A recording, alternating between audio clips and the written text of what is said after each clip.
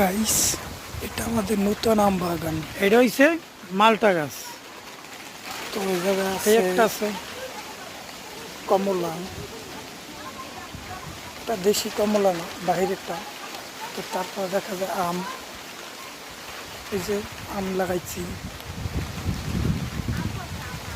তো আরো অনেক অনেক কিছুই আছে। তারপরে এই যে অনেক অনেক অনেক পদ আম আছে, অনেক পদের।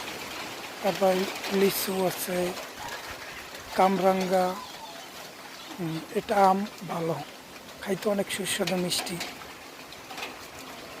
অনেকটি হয়েছিল কিন্তু পেরে পড়ে গেছে। তো তারপরে ই করছি, খাইছি। তো এখন প্রায় শেষের দিকে।